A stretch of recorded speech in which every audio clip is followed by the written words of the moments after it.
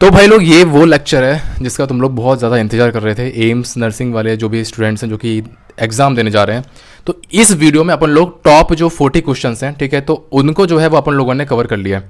ठीक है, तो इसमें से एक भी क्वेश्चन तुम्हारा बाहर नहीं जाएगा, और एक दो टॉपिक्स हैं उनको मैं एक्स्ट्रा तुम्हें एक सेपरेट वीडियो जो है वो तुम्हें शेयर कर दूंगा इसी के जस्ट बाद में। ठीक है, उनको अच्छे से कंप्लीट कर लेना, तो एक एक चीज़ तुम्हारी कवर हो जाएगी। तो सबसे पहली चीज़, जो भी नए स्टूडेंट्स हैं तो प्लीज़ वीडियो को लाइक कर दो, ठीक है, और चैनल को सब्सक्राइब यार जरूर कर लेना।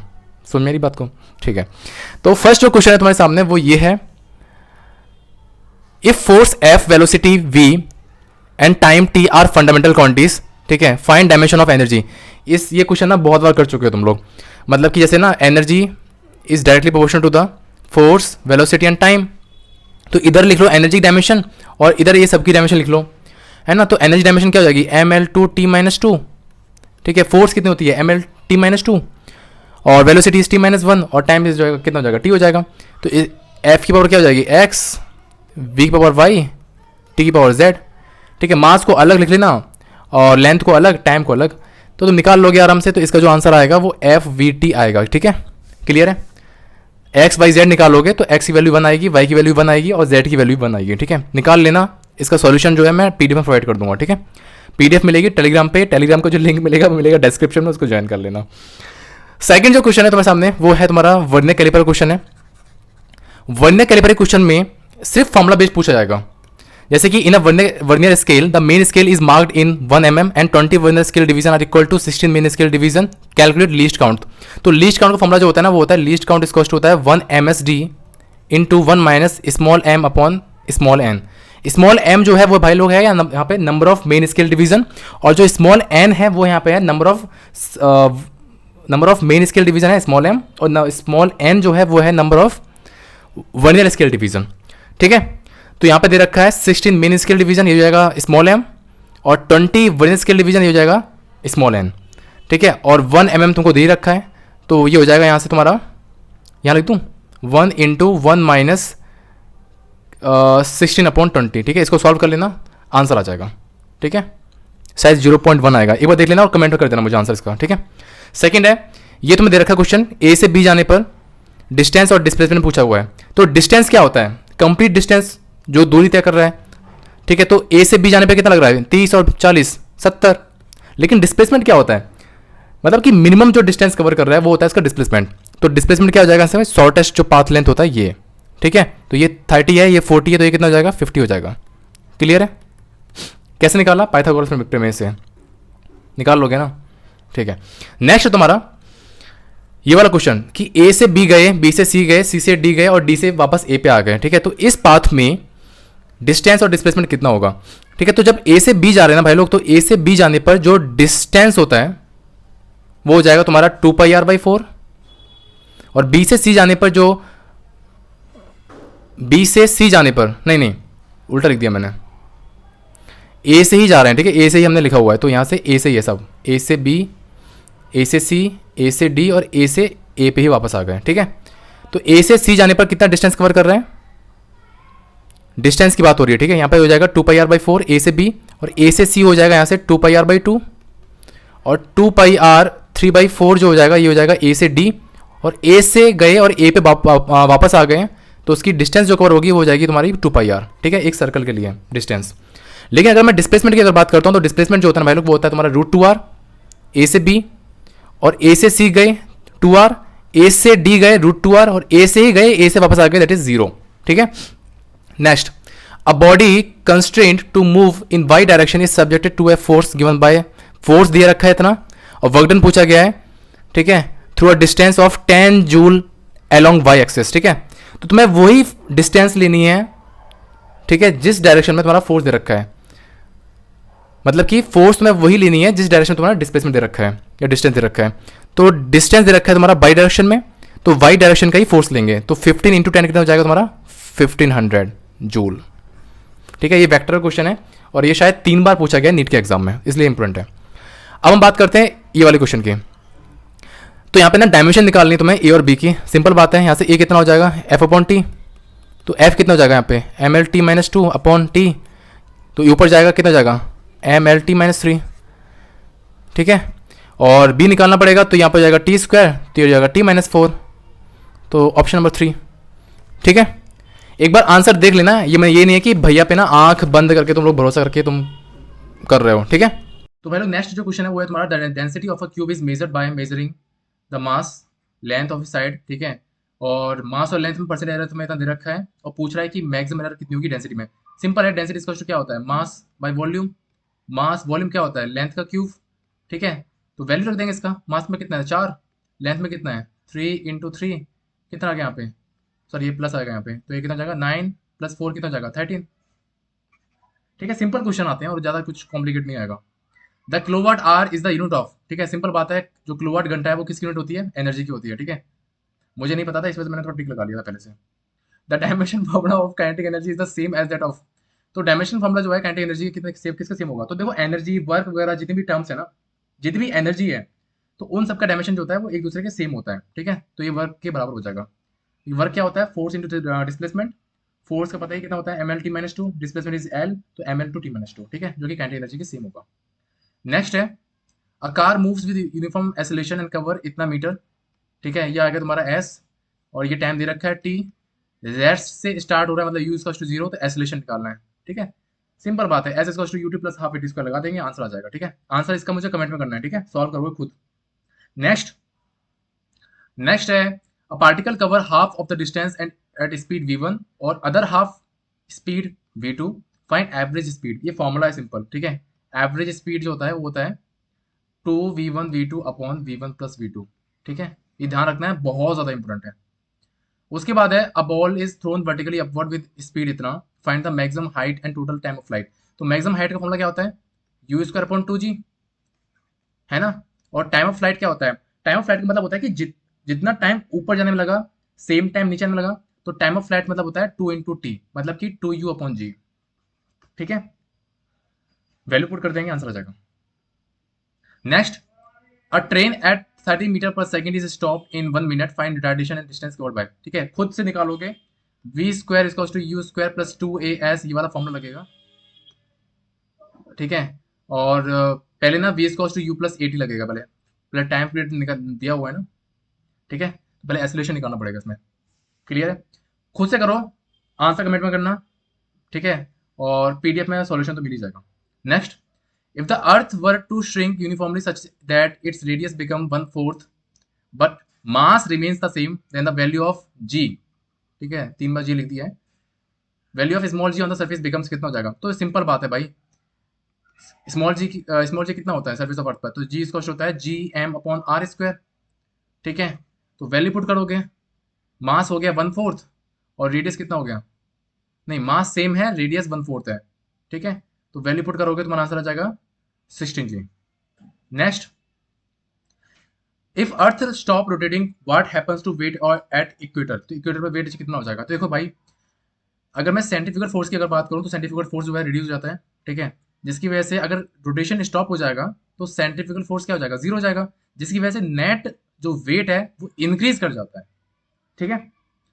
Next the efficiency of a Carnot engine operating between 600 kelvin and 300 kelvin is, तो एफिशिएंसी का फॉर्मूला कितना होता है 1 - TC/TH, मतलब 1 - 300/600, तो कितना हो जाएगा 300/600, मतलब कि 0.5 में चेंज करो कितना जाएगा 50%, ठीक है। If 500 joule of heat is added to a system and it does 300 joule of work then change in internal energy कितना जाएगा। तो देखो यार, फर्स्ट लॉ ऑफ थर्मोडायनेमिक्स से Q - W, ठीक है। तो Q कितना है 500, W कितना है 300, कितना जाएगा 200, ठीक है। Next if the amplitude of SHM is doubled the maximum kinetic energy become कितना हो जाएगा, ठीक है। तो काइनेटिक एनर्जी का फॉर्मूला कितना होता है, मैं थोड़ा जल्दी कर रहा हूँ प्लीज, क्योंकि देखो तुम्हारे लिए इजी रहेगा, क्योंकि मुझे ना जल्दी अपलोड करना है, मैं ऑलरेडी लेट हो चुका हूँ अपलोड करने में। तो काइनेटिक एनर्जी कितना होता है ½ m⍵² ठीक है। तो ए यहाँ पर एम्पलीट्यूड है, ध्यान रखना है, ठीक है। तो यहाँ पर कितना हो जाएगा, अगर एम्पलीट्यूड को डबल कर दिया गया है तो मैक्सिमम काइनेटिक एनर्जी कितनी हो जाएगी, तो भाई अगर एम्पलीट्यूड डबल कर दिया है तो मैक्सिमम काइनेटिक एनर्जी कितनी हो जाएगी 4x हो जाएगी। अगर ये डबल कर रहे हो, ठीक है, तो ये भाई सिंपल बात है, डबल है, कितना एक कितना जाएगा 4x हो जाएगा, 4 times. Next which graph correctly represent acceleration versus time graph in SHM, ठीक है। तो स्ट्रेट लाइन पॉजिटिव स्लोप क्या है?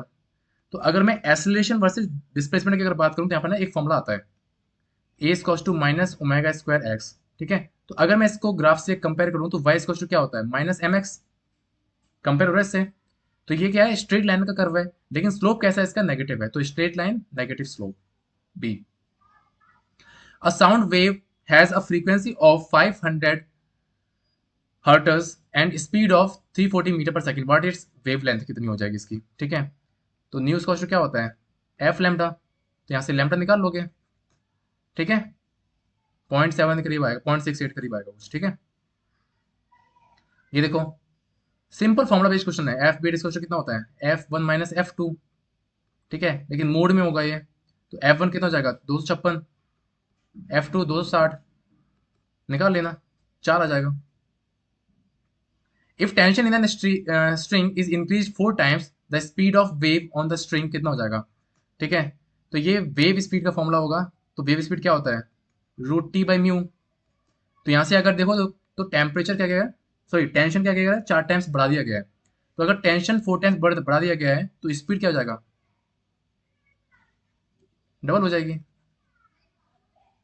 If two wave of same amplitude and frequency interfere destructively the resultant amplitude is, तो भाई destructive amplitude का formula क्या होता है, अगर मैं डिस्ट्रक्टिव इंटरफेरेंस की अगर बात करूं, मतलब कि जब फेज डिफरेंस क्या होगा, जीरो होगा, मतलब कि रिजल्टेंट पूछ रहा है ना, तो ए रिजल्टेंट कितना हो जाएगा, ए माइनस ए, मतलब कि जीरो, ठीक है। सेम एम्पलीट्यूड बोल रहा है ना, सेम एम्पलीट्यूड मतलब क्या होगा, अगर अगर हम रिजल्टेंट निकालते हैं किसी भी उसका तो क्या होता है, ए वन माइनस ए टू होता है, ठीक है। तो सेम एम्पलीट्यूड है, मतलब कि ये ए है तो मतलब ये भी ए है, कितना हो जाएगा, zero.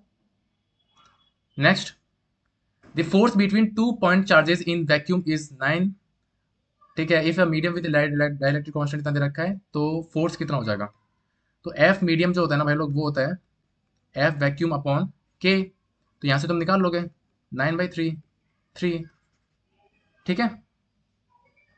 Next, work done in moving a charge q q from one point to another one on the same equipotential surface is, कितना होगा, ठीक है। तो यहाँ से कितना हो जाएगा, इक्विपोटेंशियल बोल रहा है मतलब कि पोटेंशियल सेम हो जाएगा, अगर पोटेंशियल सेम भाई लोग तो क्यू इंटू डेल्टा वी, तो डेल्टा वी जीरो, मतलब कि जीरो। नेक्स्ट, अ चार्ज, ये खुद से करना, अच्छा क्वेश्चन है, ठीक है, आंसर मुझे कमेंट में कर देना।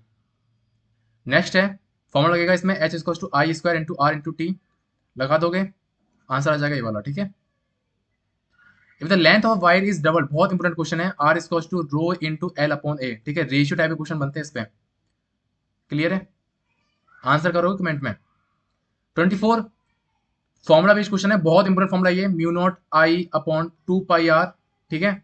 यहाँ पे तुम्हें क्या निकालना है, करंट निकालना है, और रेडियस दे रखा है 0.05 मीटर, ठीक है। और मैग्नेटिक फील्ड भी दे रखा है, कितना दे रखा है, 4 × 10⁻⁵, वैल्यू पुट कर दोगे आंसर आ जाएगा, ठीक है। यहाँ पे तुम दे रखा है, क्या नहीं पूछा गया, रेजोनेंट फ्रीक्वेंसी नहीं पूछी गई है, मतलब कि F naught is equals to 1/2π√LC, ठीक है, वैल्यू पुट करोगे आंसर आ जाएगा। Next, the average power consumed in an AC circuit and VRMS value दे रखी है और आईआरएस भी दे रखी है, पावर फैक्टर भी दे रखा है, क्या पूछा गया है, एवरेज पावर पूछा गया है। बहुत बहुत ईजी क्वेश्चन है, P is equals to VRMS into IRMS into cos five, value put कर दोगे आंसर आ जाएगा, ठीक है। कॉस फाइव जो है ना ये पावर फैक्टर है, ठीक है। तो 120 गुणा 10 गुणा 0.8, कितना जाएगा यहाँ से, 1200, तो टोटलिटी 96, तो 960 वाट आ जाएगा, ठीक है। Next, which the following waves has the longest wavelength, radio waves. Which the following statement is true about electromagnetic waves, तो दे रिक्वायर, ट्रू पूछा गया ना, मीडियम फॉर प्रोपेगेशन नहीं, they can't travel through vacuum नहीं, they are transfer waves, बिल्कुल ठीक बात है। ट्रांसफर वेव्स मतलब क्या होता है कि जो सिर्फ ऐसे चलेंगी, ठीक है, सीधे सीधे चलेंगी जो, ठीक है। लॉन्गिट्यूडनल क्या होती है, ये वाली सिर्फ जो लॉन्गिट्यूडनल चलेंगी, ऐसे ऐसे जो ऊपर नीचे चलेंगे, ठीक है। तो ये ट्रांसफर वेव ही है। Next, the work function of metal is इतना, the maximum kinetic energy of photon electron कितना हो जाएगा, ठीक है। तो एनर्जी ऑफ फोटोन कितनी होती है भाई लोग, वो होती है E is equals to SC upon lambda, लेकिन लैम्डा किसने दे रखा है तुम्हारा नैनोमीटर में, तो 1240/400 कितना आ गया 3.1 इलेक्ट्रॉन वोल्ट।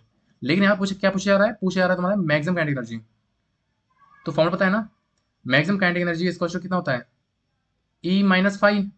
फाइव क्या वर्क फंक्शन है, और ये दे रखा है कितना 2, तो 3.1 माइनस 2 कितना आ गया 1.1। Next, the de Broglie wavelength of an electron दे रखा है इतना, ठीक है। सिंपल है भाई 12.27/√v, इसमें वॉल्यूम पुट कर देना आंसर आ जाएगा, ठीक है। कमेंट कर देना एक बार। The ionisation energy of an hydrogen atom is इतना, ये भी क्वेश्चन इस एनर्जी कितना होता है -30.6/n², ठीक है। दी हाफ लाइफ, ये बहुत इंपॉर्टेंट क्वेश्चन है और ये हर साल पूछा जाता है इसमें एम्स के एग्जाम में, ठीक है। The half life of a radio active substance is 10 days, मतलब कि भाई लोग 10 डेज है इसका हाफ लाइफ का, मतलब एक हाफ लाइफ का 10 डेज टाइम है, ठीक है। तो what fraction of that substance remain after 30 days, ठीक है। मतलब कि 30 डेज के बाद क्या हो जाएगा, 30 डेज के लिए हमें कितनी लाइफ चाहिए होगी 3 हाफ लाइफ। अगर एक हाफ लाइफ जो है भाई लोग 10 डेज के लिए है, तो 30 डेज के लिए कितना हो जाएगा 3 हाफ लाइफ, हाँ है ना। तो फ्रैक्शन का कितना हो जाएगा 1/2 की पावर क्या हो जाएगी 3, कितना हो जाएगा 1/8। Next, a radio active sample has decay constant इतना दे रखा है, हाफ लाइफ कितनी हो जाएगी। तो यहाँ पर सिंपल फॉर्मूला होता है टी हाफ इसको होता है 0.693/λ, ठीक है। वैल्यू पुट कर देना आंसर आ जाएगा। लैम्डा दे रखा है 0.1, ठीक है। ये बहुत इंपोर्टेंट क्वेश्चन है भाई लोग। अल्फा डीके में क्या होता है भाई लोग, ठीक है। अल्फा डीके की अगर हम बात करें तो अल्फा डीके में भाई लोग जो तुम्हारा ये होता है मास नंबर होता है उसमें 4 की कमी होती है, और जो एटॉमिक नंबर होता है उसमें 2 की कमी होती है, ठीक है। लेकिन अगर मैं बीटा पॉजिटिव डीके की अगर बात करता हूँ, तो बीटा पॉजिटिव डीके में जो तुम्हारा मास नंबर है वो सेम रहता है, लेकिन जो एटॉमिक नंबर है उसमें 1 की कमी हो जाती है। अगर मैं बीटा माइनस डीके की अगर बात करता हूँ, तो उसमें जो मास नंबर है वो तो सेम रहेगा, लेकिन जो एटॉमिक नंबर है उसमें 1 की बढ़ोतरी हो जाती है, ठीक है, बीटा माइनस डीके में, ठीक है। तो इसी बेसिस पे तुम्हें ये मुझे ना इसका आंसर करना है, कमेंट में कर देना, ठीक है। कमेंट में आंसर करोगे और बताओगे कि क्वेश्चंस कैसे थे, ठीक है।